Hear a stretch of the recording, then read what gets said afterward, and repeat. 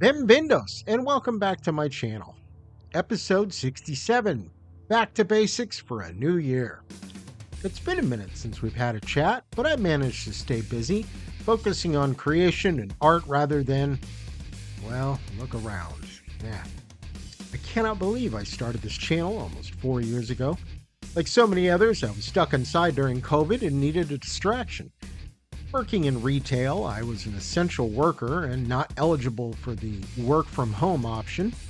As I'm sure you'll remember, COVID was not kind to retail workers, specifically ones who were required to enforce precautions, so I was pretty stressed out most of the time and needed a distraction to relax.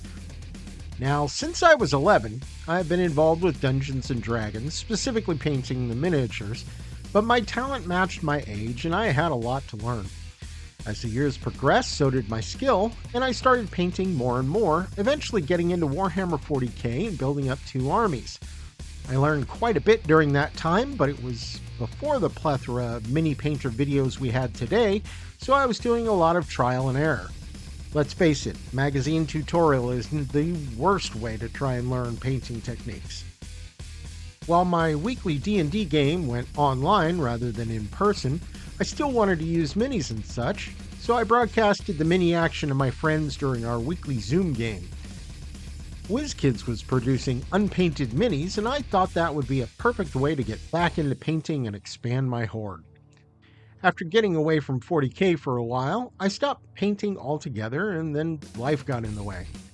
My army sat, the paint dried out, and everything started gathering dust.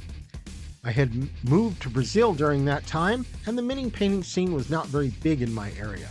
Warhammer was way too expensive for most gamers, and Magic the Gathering was the game of choice. While I was down there, I started missing the enjoyment of painting, taking a blank 3D canvas and bringing it to life. So when I got back, it was still on my radar. After I returned to the US, I didn't have much of an urge to paint as I was focused on other things. But when COVID hit, all that changed.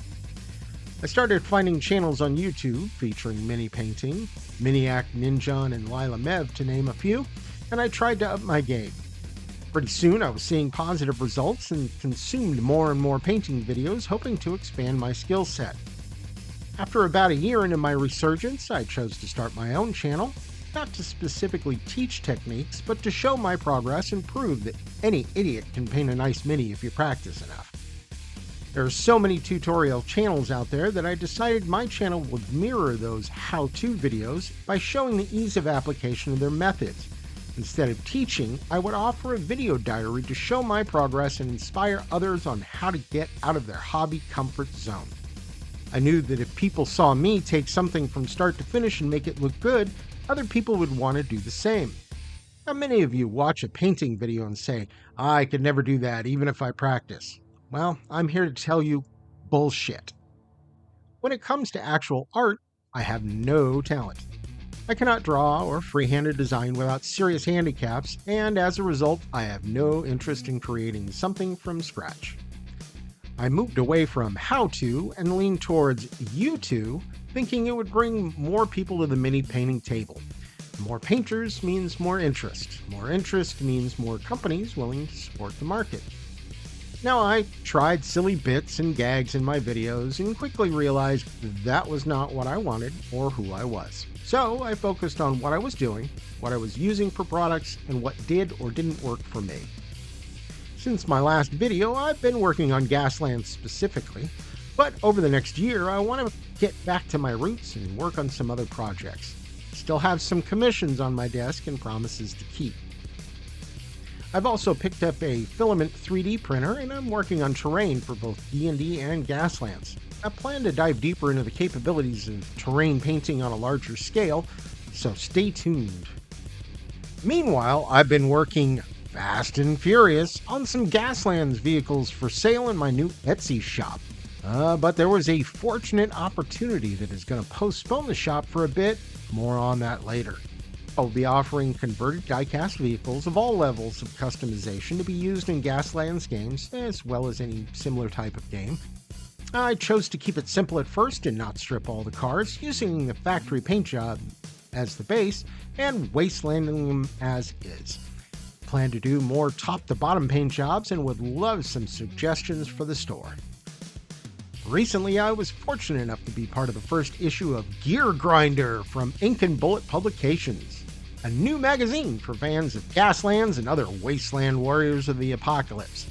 The issue is packed with extra rules, scenarios, sponsors, and all the grinding metal you can handle. It's available now at DriveThru RPG. Check out the link in the description below.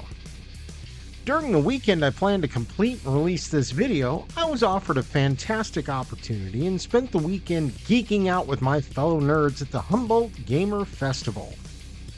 A friend was offered a spot for his comics booth and asked if I would help him out in exchange for a corner of the booth to promote my channel.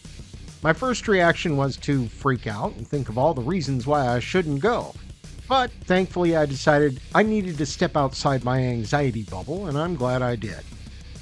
In addition to helping out my buddy sell some awesome merch, I was able to talk to people, tell them about my channel, hand out Old Dog New Tricks stickers, and actually sold 5 of my Gaslands vehicles that were intended for my Etsy shop.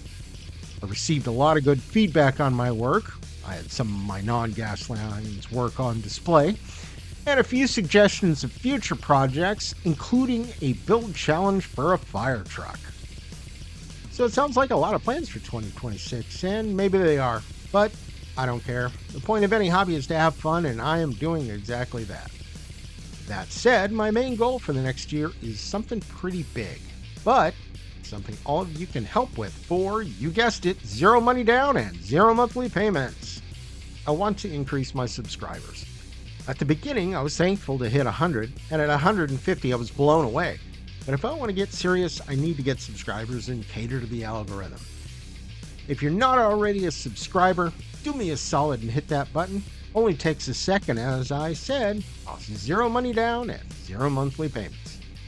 If you are already amazing and subscribed, thank you so much. You are the reason I keep doing the videos and stretching my brain for new projects and ideas.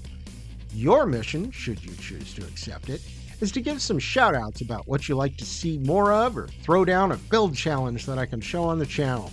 The sky is the limit, and you all are the wind beneath my wings.